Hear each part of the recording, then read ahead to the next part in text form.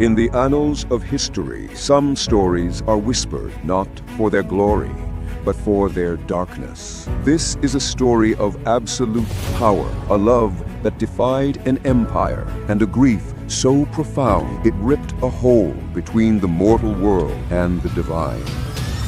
It begins with the master of the world, the Roman Emperor Hadrian.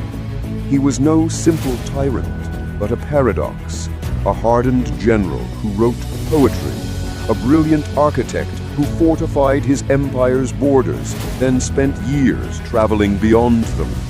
He was a restless soul, a connoisseur of arts, and a man of intense, guarded passion.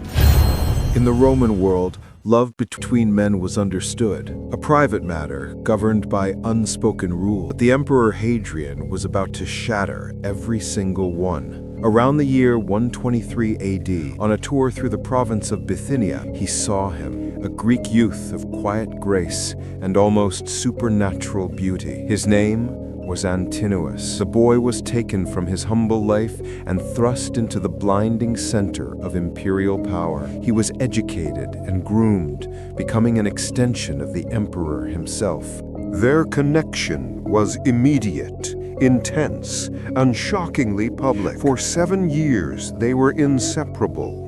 A sight that fascinated and scandalized the Roman elite. They studied philosophy under the Grecian sun and hunted fearsome lions in the deserts of Libya. Hadrian, a man married to the powerful Empress Sabina, did nothing to hide his adoration. He commissioned portraits, medallions, and poems celebrating the boy's beauty. This was not a discreet affair. It was an epic love story written in full view of a disapproving world.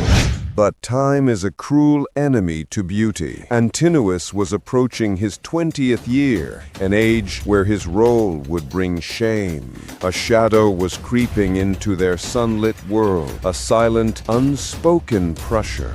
In the autumn of 130 AD, their imperial journey brought them to the oldest, most mystical land of all, Egypt.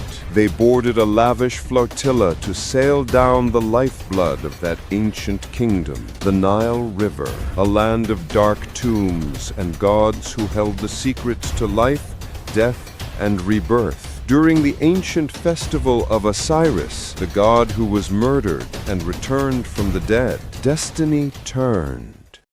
Suddenly, chaos erupted on the imperial barge. Antinous, the emperor's constant companion, was gone, vanished into the dark, swirling waters. He had drowned. He was not yet 20. The official account called it a tragic accident, but nobody believed it was that simple.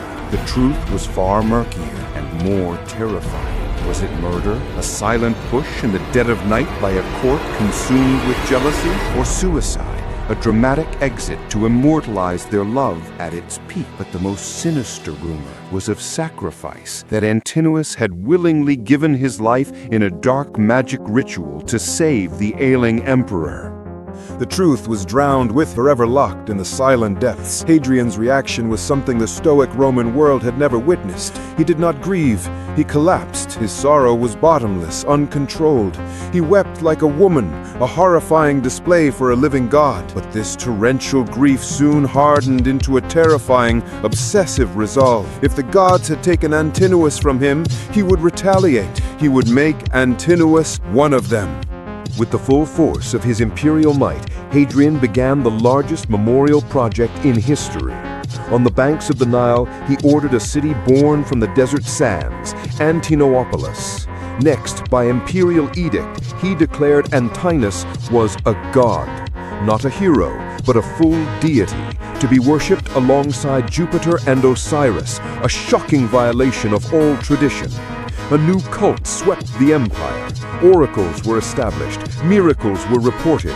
He became Osiris Antinous, a symbol of rebirth. The emperor's grief was now a religion, and it needed a face.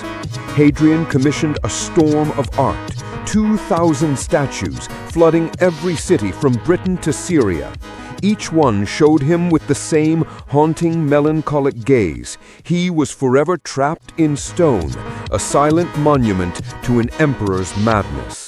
For 8 more years, Hadrian ruled, a broken man haunting his own empire. At his magnificent villa, he built his most heartbreaking memorial, a long reflecting pool to recreate the Nile. After Hadrian's death, the cult he created endured for 300 years. It grew so popular, it became a direct competitor to another rising faith, Christianity. Early church fathers wrote furiously against the pagan worship of this scandalous boy. The forbidden love of an emperor had become a spiritual battle for the soul of the Roman world. In the end, it is a story that defies easy answers, a tale of an emperor who bent reality to his will, using his infinite power to challenge the finality of death. He couldn't bring his lover back, so he forced the world to kneel before him. A boy from an unknown town who died in a mysterious river was reborn as a god, all through the terrifying, desperate love of a single powerful man.